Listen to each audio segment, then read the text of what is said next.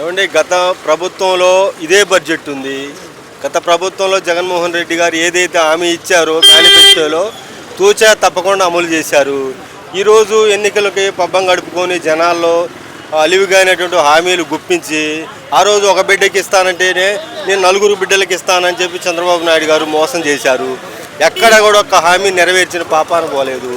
ఎప్పుడైనా కానీ చంద్రబాబు నాయుడు గారు కేవలం ఎలక్షన్కి ప్రజల దగ్గర ఓట్లు దండుకోవాలని కేవలం అందుకోసమే కానీ ప్రజల మీద ప్రేమ లేదు, పేదవాళ్ళ మీద ప్రేమ లేదు. ఈ సంక్షేమం అనేది పూర్తిగా నీరుగార్చారు. ప్రజలకు ఆశ పెట్టారు, ఆశ కల్పించారు.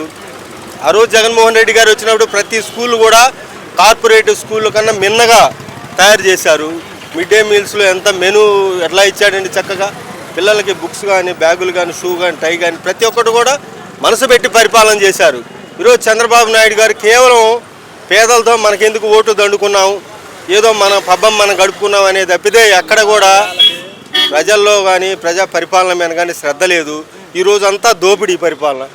ఆ రోజు జగన్మోహన్ రెడ్డి గారు నేరుగా ప్రతి పేదవాడికి కూడా నేరుగా వారి ఖాతాలో పడేటట్టు ఎక్కడ కూడా అవినీతికి తావు లేకుండా ఆయన పరిపాలన అందించారు.